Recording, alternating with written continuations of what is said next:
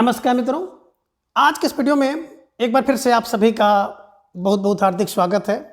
हम आशा करते हैं कि आप सभी स्वस्थ होंगे, मस्त होंगे और पूरी तरह से अपनी तैयारी में व्यस्त होंगे। तो मित्रों, आज के इस वीडियो में हम हिंदी साहित्य इतिहास के अंतर्गत एक बहुत महत्वपूर्ण टॉपिक है रचनाकार के उपनाम एवं उपाधियाँ। तो रचनाकार के उपनाम एवं उपाधियों से संबंधित कुछ महत्वपूर्ण और संभावित प्रश्नों को व्याख्यात्मक तरीके से हल करेंगे और उसके साथ ही उन्हें ट्रिक की सहायता से याद करने का भी प्रयास करेंगे। तो हम आशा करते हैं कि वीडियो आप सबके लिए बहुत ही महत्वपूर्ण होने वाला है, इसलिए इस वीडियो को आप लोग अंत तक जरूर देखें।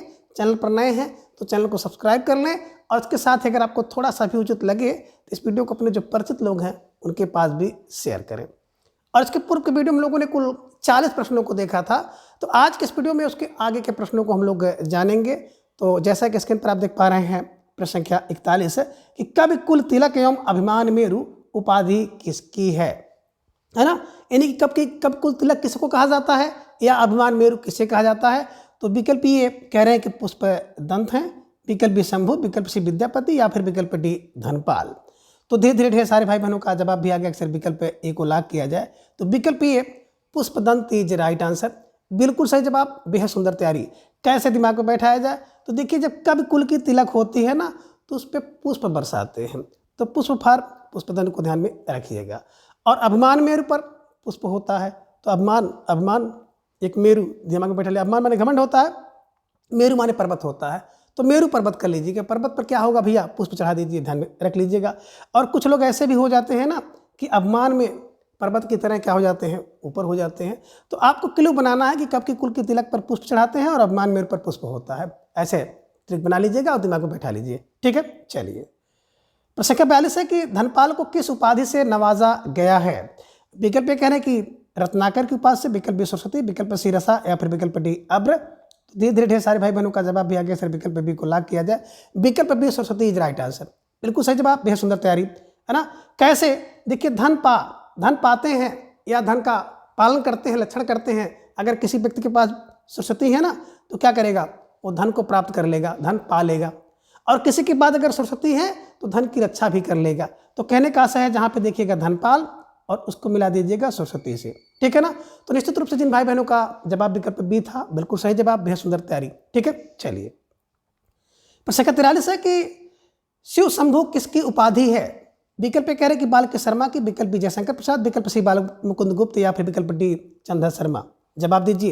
प्रश्न संख्या 43 कि शिव शंभु किसकी उपाधि है। और धीरे धीरे ढेर सारे भाई बहनों का जवाब आ गया कि सर विकल्प सी को लॉक किया जाए, तो विकल्प सी बाल मुकुंद गुप्त इज राइट आंसर, बिल्कुल सही जवाब। बेहद सुंदर तैयारी है ना। कैसे दिमाग पे देखिए, शंभु, शिव शंभु बोले बाल मुकुंद है ना। अब देखिए क्या होता है कि शिव शंभु, जब शिव शंभु का नारा लगाते हैं ना, शिव शंभु, तो बुद्धि कुंद हो जाती है। ध्यान में रखिएगा, शिव शंभु का नाम लेते ही बुद्धि कुंद हो जाती है, बुद्धि कुंद को बाल मुकुंद कर लीजिएगा, ठीक है। चलिए, प्रश्न संख्या 44 है कि भानु उपाधि किस रचनाकार की है। विकल्प ए कृष्ण बलदेव वैद्य का है, विकल्प बी शिव प्रसाद का है, विकल्प सी जगन्नाथ प्रसाद का है या फिर विकल्प डी बद्रीनाथ भट्ट का है। तो प्रश्न संख्या 44 का जवाब आप सबको देना है। और धीरे धीरे ढेर सारे भाई बहनों का जवाब आ गया कि सर विकल्प सी को लॉक किया जाए, तो विकल्प सी जगन्नाथ प्रसाद इज राइट आंसर, बिल्कुल सही जवाब। बेहद सुंदर तैयारी। कैसे दिमाग में बैठाया जाए तो देखिए, भानु कौन है, बोले जगन्नाथ प्रसाद भानु, हिंदी भानु जगन्नाथ प्रसाद, ध्यान में रखिएगा, ठीक है। चलिए, प्रश्न संख्या 45 है कि कृष्ण बलदेव वैद्य किस उपाधि से भी जाने जाते हैं। यानी कि कृष्ण बलदेव वैद्य की उपाधि कौन सी इसमें है। विकल्प कह रहे कि इनको बेढा बनारसी दास कहा जाता है, विकल्प भी कह रहे द्विज, विकल्प सी हितैषी या फिर विकल्प डी वियोगी। तो धीरे धीरे ढेर सारे भाई बहनों का जवाब आ गया। सर विकल्प को लॉक किया जाए, तो बिल्कुल सही जवाब। बेहद सुंदर तैयारी है ना। अब कैसे दिमाग में बैठाया जाए, देखिए, कृष्ण बलदेव वैद्य, अब कृष्ण बलदेव और बेढप, कृष्ण बलदेव बेढप बनारसी, कृष्ण बलदेव बेढप बनारसी, देखिए नाम ही इनका बेढप है। अब कृष्ण हो, बलदेव हो, वैद्य हो, ऐसा कोई नाम होगा तो बेढप नाम है। अब बेढप नाम मतलब बेढप बनारसी को ध्यान में रख लीजिएगा, ठीक है। चलिए, प्रश्न संख्या 46 है कि निम्न में से पांडे बच्चन शर्मा उग्र की उपाधि कौन सी है। यानी कि पांडे बच्चन शर्मा को किस नाम से जाना जाता है। विकल्प कह रहे बलई, विकल्प बी वियोगी, विकल्प सी कह रहे उग्र एवं अष्टावक्र या फिर विकल्प डी कह रहे हैं कि पूर्ण। तो धीरे धीरे ढेर सारे भाई बहनों का जवाब आ गया। अक्सर विकल्प सी को लॉक किया जाए। विकल्प सी उग्र एवं अष्टावक्र इज राइट आंसर, है ना। पांडे बेचन शर्मा उग्र इनके नाम देखे होंगे आगे लगा रहता है, और इनको अष्टावक्र के नाम से भी जाने जाता है, ये ध्यान में रखिएगा। अब जो व्यक्ति उग्र होगा वो वक्र होगा, टेढ़ा होगा, तो टेढ़ा अष्टावक्र, ध्यान में रखिएगा। अष्टावक्र और उग्र, ठीक है, पांडे बेचन शर्मा की उपाधि है।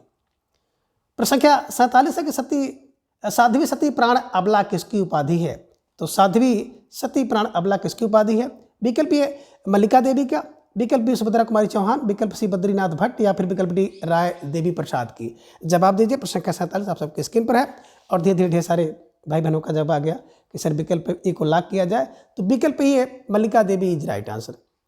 कैसे दिमाग में बैठाया जाए, तो देखिए साध्वी और सती कौन है, बोले मल्लिका है, मल्लिका देवी।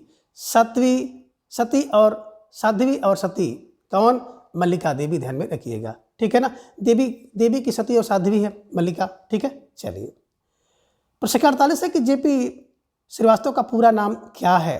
विकल्प ए कह रहे हैं कि गोपाल श्रीवास्तव नाम है, या फिर विकल्प बी कह रहे हैं कि इनका नाम जयप्रकाश श्रीवास्तव है, विकल्प सी कह रहे हैं कि जयशंकर प्रसाद है, या फिर विकल्प डी गंगा प्रसाद श्रीवास्तव है। तो प्रश्न संख्या 48 का जवाब आपको देना है कि जेपी श्रीवास्तव का पूरा नाम क्या है, और धीरे धीरे ढेर सारे भाई बहनों का जवाब आ गया कि सर विकल्प डी को लॉक किया जाए। तो विकल्प D Ganga Prasad Srivastava is right answer.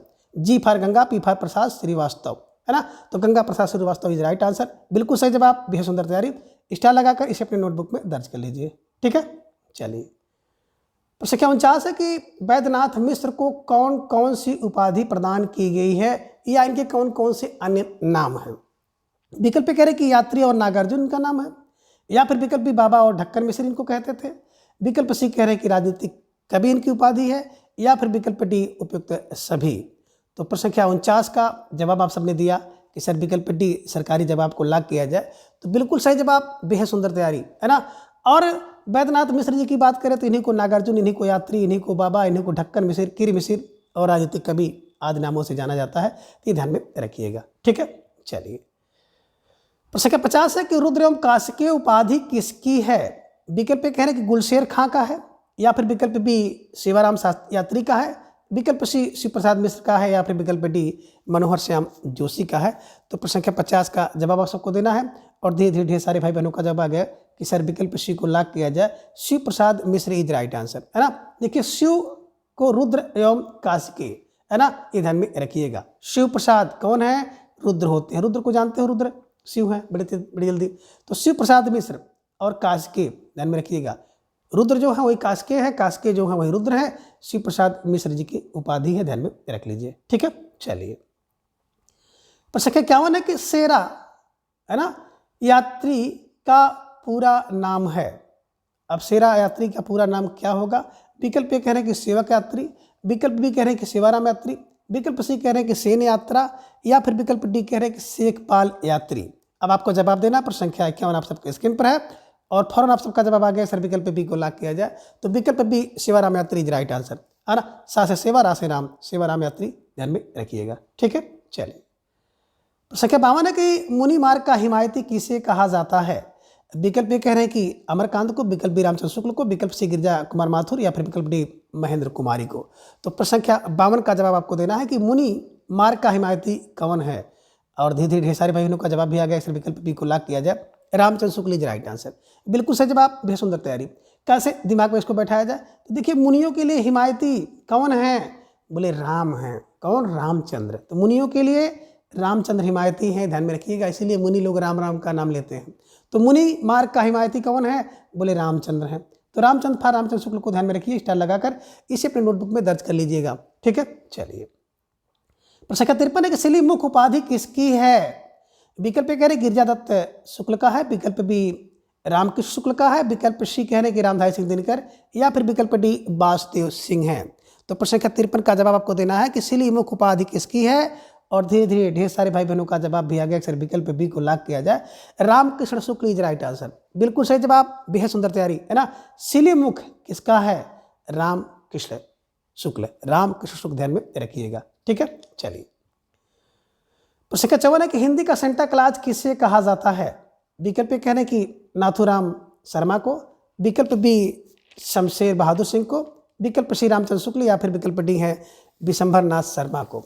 आपको जवाब देना है और धीरे धीरे ढेर सारे भाई बहनों का जवाब पहले से आ चुका है कि सर विकल्प श्री को लॉक किया जाए, Ramchandra Shukla is right answer. बिल्कुल सही जवाब, बेहद सुंदर तैयारी। अब हिंदी का सेंटा क्लाज, बोले सर हिंदी का सेंटा क्लाज राम है, राम है, राम फॉर रामचंद्र शुक्ल को ध्यान में रखिएगा, ठीक है ना। और आप ये भी कह सकते हैं कि हिंदी का सेंटा क्लाज शुक्ल है, और शुक्ल को जानते हैं, शुक्ल का मतलब ही होता है रामचंद्र शुक्ल, है ना, तो ये ध्यान में रखिएगा, ठीक है। हिंदी का सेंटा क्लाज रामचंद्र शुक्ल, ये ध्यान में रखिएगा, ठीक है। चलिए प्रश्न संख्या 55 है, कविता कामनी कांत किसकी उपाधि है। विकल्प ए कह रहे कि नाथूराम शर्मा का है, विकल्प बी गजानन माधव का है, विकल्प सी लोचन प्रसाद पांडे का, या फिर विकल्प डी वासुदेव सिंह का है। तो प्रश्न संख्या 55 का जवाब आप सबको देना है और धीरे धीरे ढेर सारे भाई बहनों का जवाब भी आ गया सर विकल्प ए को लॉक किया जाए। तो विकल्प A Nathuram Sharma is right answer, बिल्कुल सही जवाब, बेहद सुंदर तैयारी, है ना। कैसे दिमाग में बैठाया जाए, तो देखिए कविता कामनी कांत, और कांत को नाथ भी कहते हैं ना, ये ध्यान में रखिएगा, नाथ स्वामी प्रभु ईश्वर, तो ध्यान में रखिएगा। तो नाथ फार नाथों को बैठा लीजिएगा कि कविता कामनी कांत और नाथ, कविता कामनी कांत कौन है, नाथ हैं, तो नाथ फार नाथूराम शर्मा को ध्यान में रखिएगा। स्टार लगाकर इसे अपनी नोटबुक में दर्ज कर लीजिए, ठीक है। चलिए प्रश्न संख्या 56 है कि जनता के बीच का कवि किसे कहा जाता है। अब विकल्प ये कह रहे हैं कि हरबंस राय बच्चन है, विकल्प बी फणेश्वरनाथ रेणु, विकल्प सी विशंबर नाथ शर्मा है, या फिर विकल्प डी वासुदेव। तो प्रश्न संख्या 56 का जवाब आप सबका आ गया कि सर विकल्प ए को लॉक किया जाए। तो विकल्प ए Harbans Rai Bachchan is right answer, बिल्कुल सही जवाब, बेहद सुंदर तैयारी, है ना। जनता के बीच कवि कौन है हो सकता है, बोले सर बच्चन होते हैं, है ना। जनता के बीच में बच्चन, बच्चन फार हरबंस राय बच्चन को ध्यान में रखिए, स्टार लगाकर इसे अपनी नोटबुक में दर्ज कर लीजिए, ठीक है। चलिए प्रश्न संख्या 57 है कि निम्न में से किंवदंती पुरुष उपाधि किसकी है। आपको जवाब देना है। विकल्प ए कह रहे गजानन माधव मुक्त बोध की उपाधि है, या फिर विकल्प बी वासुदेव सिंह की, विकल्प सी बैद्यनाथ मिश्र की, या फिर विकल्प डी शमशेर बहादुर सिंह की है। आपको जवाब देना। प्रश्न संख्या 57 आप सबके स्क्रीन पर है कि किंवदंती पुरुष उपाधि किसकी है, और धीरे धीरे आपका जवाब भी आना शुरू हो गया कि सर विकल्प बी को लॉक किया जाए, Vasudev Singh is right answer, है ना। और इन्हीं वासुदेव सिंह का अगर देखा जाए तो आपने देखा होगा एक अन्य नाम त्रिलोचन भी है ना। तो त्रिलोचन का मूल नाम वासुदेव सिंह है, तो किंवदंती पुरुष कौन है, यही त्रिलोचन है, तो वासुदेव हैं।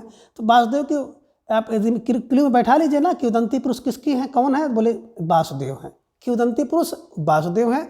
किंवदंती तमाम प्रकार की किंवदंतियाँ लोगों द्वारा कहा जाता है ना, तो वासुदेव के विषय में ढेर सारी बातें आपने सुनी होगी, ढेर सारी किंवदंती सुनी होगी, तो ऐसे क्लियो बना लीजिएगा कि किंवदंती किसकी, वासुदेव की। तो वासुदेव सिंह ध्यान में रखिएगा, स्टार लगाकर नोटबुक में दर्ज कर लीजिए, ठीक है। चलिए प्रश्न संख्या 58 है कि विजयानंद दुबे किसका एक अन्य नाम है। विकल्प कह रहे कि अबनुनाथ का, विकल्प बी बाबू गोपाल चंद्र गिरधर दास का, विकल्प सी विशंबर नाथ शर्मा कौशिक का, या फिर विकल्प डी कैलाश सक्सेना का। तो प्रश्न संख्या 58 का जवाब आपको देना है कि विजयानंद दुबे उपाधि किसकी है, और धीरे धीरे ढेर सारे भाई बहनों का जवाब आ गया कि सर विकल्प सी को लॉक किया जाए। तो विकल्प C Vishambar Nath Sharma Kaushik is right answer, बिल्कुल सही जवाब, बेहद सुंदर तैयारी।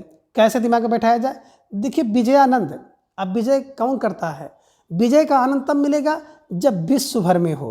विजयानंद कब होगा, जब विश्व भर में विजय होगी, तभी तो आपका आनंद होगा। विजयानंद विश्व भर में, तो विश्व भर में विश्व फार विशंबर नाथ शर्मा कौशिक, ध्यान में रखिएगा कि विजय का आनंद विश्व भर में, ठीक है। चलिए प्रश्न संख्या 59 काफ़ी पुराना और परिचित प्रश्न है ना, सभी लोग इसको जानते होंगे कि गड़िया और जड़िया किस कवि की उपाधि है। विकल्प कह रहे हैं कि बद्रीनाथ चौधरी प्रेमघन का, विकल्प बी जगन्नाथ दास रत्नाकर का, विकल्प सी नंददास, या फिर विकल्प डी किशोरदास। तो ये तो बिल्कुल आपने प्रश्न देखते ही इसका जवाब दे दिया था कि सर विकल्प सी नंददास इज राइट आंसर, है ना। गड़िया और जड़िया कौन है, बोले सर नंद है ना। तो गड़िया और जड़िया कब कौन, नंददास, नंद फर नंददास को ध्यान में रखिएगा, ठीक है। चलिए प्रश्न संख्या 60 है कि स्नेही एवं त्रिशूल उपनाम से किस कवि को जाना जाता है। विकल्प कह रहे हैं कि पांडे बच्चन शर्मा उग्र को, विकल्प बी ज्ञा प्रसाद शुक्ल स्नेही को, विकल्प सी उपेंद्र नाथ अश्क, या फिर विकल्प डी शिव प्रसाद सिंह को। तो बिल्कुल आप सबका जवाब भी आ गया, अक्सर विकल्प बी को लॉक किया जाए, विकल्प बी ज्ञा प्रसाद शुक्ल, है ना। अब ज्ञा प्रसाद शुक्ल को स्नेही से इन्होंने बिल्कुल श्रृंगारिक रचनाएं की हैं, और त्रिशूल शीर्षक या उपनाम, त्रिशूल उपनाम से इन्होंने राष्ट्रीय परक जो है रचनाएं की हैं। तो राष्ट्रीय परक और श्रृंगारिक ध्यान में रख लीजिएगा। स्टार लगाकर इसे अपने नोटबुक में दर्ज कर लीजिए। अब स्नेही है ना, कहाँ गया, अब स्नेही गया, और त्रिशूल गया, गया फर गया प्रसाद शुक्ल को ध्यान में रख लीजिएगा। ठीक है, चलिए।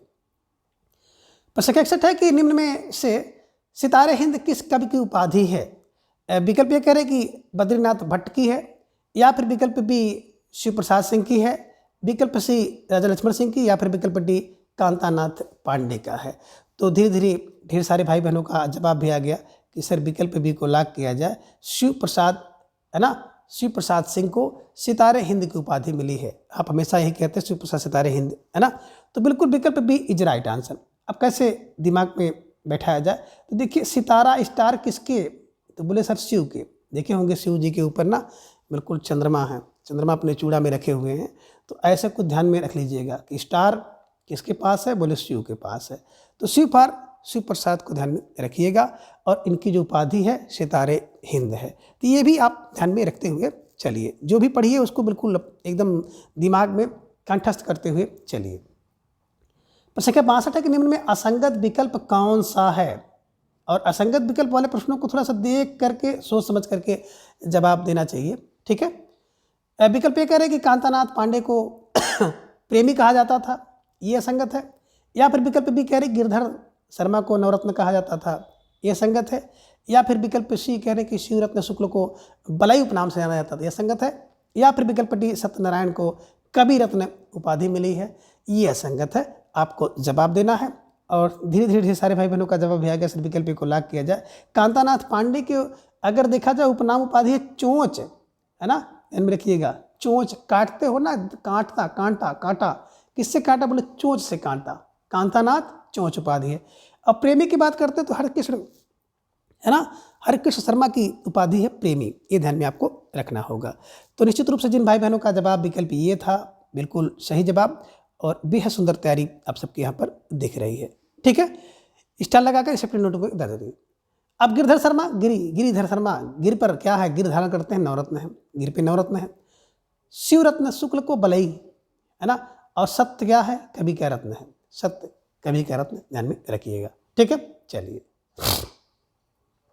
प्रश्न 63 है कि मुनि मार्ग का हिमायती किसे कहा जाता है? तो देखिए, प्रश्न थोड़ा सा रिपीट हो गया है, लेकिन फिर भी आपको इसको हल करना है, जवाब देना है, और इसका बिना विकल्प पढ़े आपको जवाब देना है कि जयनंद कुमार है, रामचंद्र शुक्ल है, या फिर लोचन प्रसाद पांडे, या नाथू राम शर्मा शंकर का है।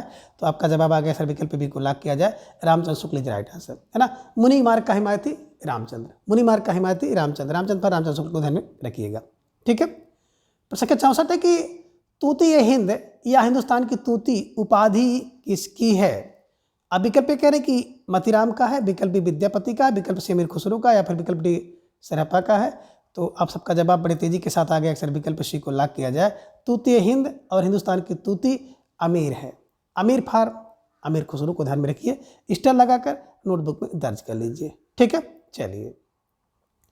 प्रश्न 65 है कि निम्न में हिंदी के प्रथम कवि हैं। अब हिंदी के प्रथम कवि कौन हैं? विकल्प कह रहे कि तुलसीदास है, विकल्प बी सूरदास, विकल्प सी कबीरदास, या फिर विकल्प डी सरहपा है। तो धीरे धीरे ढेर सारे भाई बहनों का जवाब भी आ गया कि सर विकल्प डी को लॉक किया जाए, विकल्प D Sarahapa is right answer. प्रश्न 66 है कि जीवन उत्सव का कवि किसे कहा जाता है? अब विकल्प ये कह रहे कि मतीराम को कहा जाता है, विकल्प बी सूरदास को कहा जाता है, विकल्प से तुलसीदास, या फिर विकल्प डी घनानंद को कहा जाता है। तो प्रश्न 66 का जवाब आप सबको देना है, और धीरे धीरे ढेर सारे भाई बहनों का जवाब आ गया कि सर विकल्प बी को लॉक किया जाए, सूरदास इज राइट आंसर, है ना। बिल्कुल सही जवाब, बेहद सुंदर तैयारी। कैसे इसको दिमाग में बैठाया जाए? तो देखिए, जो जीवन उत्सव का कवि है ना, किसका? बोले सूरदास, है ना। जो सूर व्यक्ति होगा, बहादुर व्यक्ति होगा, उसका जीवन उत्सव, है ना। तो जीवन उत्सव का कवि सूरदास को ध्यान में रखिएगा, स्टार लगा के इसे अपने नोटबुक में दर्ज कर लीजिए। और आप एक क्लू ये भी बना सकते हैं ना कि जीवन उत्सव कवि कौन है? बोले सर सूरदास है, तो जीवन उत्सव कवि सूरदास। ठीक है, चलिए। प्रश्न 67 है कि पुराने पंथ का पथिक उपाधि किसकी है? विकल्प कह रहे कि मतीराम का है, विकल्प बी अमीर खुसरो का है, विकल्प सी सरहपा का है, या फिर विकल्प डी विद्यापति का है। तो प्रश्न 67 का जवाब आपको देना है कि पुराने पंथ का पथिक उपाधि किसकी है, और धीरे धीरे ढेर सारे भाई बहनों का जवाब आ गया, सर विकल्प ए को लॉक किया जाए। तो विकल्प ए मतीराम इज राइट आंसर, बिल्कुल सही जवाब, बेहद सुंदर तैयारी। कैसे इसको दिमाग में बैठाया जाए? देखिए बात करें पुराने पंथ का पथिक है ना, तो पुराने पंथ के पथिक के मत में राम रहते थे, ये ध्यान में रखिएगा। जो पुराना पंथ का पथिक है ना, वो अपने मत में राम को रखता है, ये ध्यान में रखिएगा। स्टार लगाकर इसे अपने नोटबुक में दर्ज कर लीजिए। पुराने पंथ का पथिक अपने मत में राम को रखता है, तो के मत में राम है, पुराने पंथ के पथिक के मत में राम है, तो मत में राम फॉर मतिराम को। और इनके एक लाइन आपने पढ़ा, कुंदन का रंग फीके लागू, है ना, जिसके मत में राम बैठे हैं उसको कुंदन का रंग फीका लगेगा, ये ध्यान में रखिएगा। तो स्टार लगाकर इसे अपनी नोटबुक में दर्ज करते हुए आपको चलना है, ठीक है। चलिए, प्रश्न संख्या 68 है कि जमादानी का दावा रखने वाला कवि कौन है? विकल्प कह रहे हैं कबीरदास है, विकल्प बी मुल्ला दाऊद है, विकल्प सी घनानंद है, या फिर विकल्प डी केशवदास है। तो प्रश्न संख्या 68 का जवाब आप सबको देना है। और धीरे धीरे ढेर सारे भाई बहनों का जवाब आ गया कि सर विकल्प सी को लॉक किया जाए। विकल्प सी घनानंद जी राइट आंसर, बिल्कुल सही जवाब, बेहद सुंदर तैयारी। कैसे दिमाग में बैठाया जाए? देखिए, जमादानी का दावा कौन रखता है? जिसके पास घनानंद है। अब जिसके पास घनानंद है वही जमादानी का दावा करता है, ये ध्यान में रखिएगा। और आपने देखा होगा ना, जिसके पास खूब धन है ना, वो भी जमादानी का दावा रखता है। तो ऐसे कुछ क्लू बना लीजिएगा कि जिसके पास धन है वो जमादानी का दावा रखता है, और या जिसके पास घना आनंद है ना, वही क्या करता है, जमादानी का दावा रखता है। तो स्टार लगाकर इसे अपने नोटबुक में दर्ज करते हुए आपको चलना है, ठीक है। चलिए, प्रश्न संख्या 69 है कि हृदयहीन कवि एवं कठिन काव्य का प्रेत कौन है? विकल्प कह रहे हैं कि महावीर प्रसाद द्विवेदी हैं, या फिर विकल्प बी केशवदास, विकल्प सी घनानंद, या फिर विकल्प डी केशव राम हैं। तो आपको जवाब देना है कि हृदयहीन कवि और कठिन काव्य का प्रेत किसे कहा जाता है। प्रश्न संख्या 69 का जवाब आप सबको देना है। और धीरे धीरे ढेर सारे भाई बहनों का जवाब आ गया कि सर विकल्प बी को लॉक किया जाए, केशवदास इज राइट आंसर, बिल्कुल सही जवाब, बेहद सुंदर तैयारी, है ना। अब हृदयहीन केशव, कठिन काव्य केशव, ध्यान में रखिएगा। और इसके पहले आपने देखा था ना कि कठिन गद्य का प्रेत किसे कहते हैं, तो आपने बताया था कि सच्चिदानंद हिरण्य बात से आगे, है ना, ये भी ध्यान में रखना है। स्टार लगाकर इसे अपनी नोटबुक में दर्ज कर लीजिएगा, ठीक है। चलिए, प्रश्न संख्या 70 है कि पुष्टिमार्ग का जहाज किसे कहा जाता है? विकल्प ये कह रहे हैं कि तुलसीदास को कहा जाता है, या फिर विकल्प बी विद्यापति को, विकल्प सी सूरदास, या फिर विकल्प डी केशवदास को। तो धीरे धीरे ढेर सारे भाई बहनों का जवाब भी आ गया कि सर विकल्प सी को लॉक किया जाए, सूरदास इज राइट आंसर, बिल्कुल सही जवाब, बेहद सुंदर तैयारी, है ना। अब पुष्टिमार्ग का जहाज सूरदास, पुष्टिमार्ग का जहाज सूरदास, ध्यान में रखिएगा कि पुष्टिमार्ग का जहाज कौन है, बोले सर सूरदास है, ये ध्यान में रखिएगा। स्टार लगाकर इसे अपनी नोटबुक पे भी दर्ज कर लीजिए, ठीक है। तो मित्रों, आज के इस वीडियो में बस इतना। इसके अगले भाग को हम लोग अगली वीडियो में जानेंगे। तब तक के लिए आप सभी अपना ख्याल रखिए और अपना अधिक से अधिक समय अपने अध्ययन पर लगाएं। आपकी परीक्षा किसी भी समय और कभी भी हो सकती है, तो आपको ऐसा कुछ मान करके अपनी तैयारी को करना है। और आप सभी अपना स्नेह, विश्वास एवं प्रेम इसी तरह से चैनल पर बनाए रखें। धन्यवाद, नमस्कार, बाय बाय।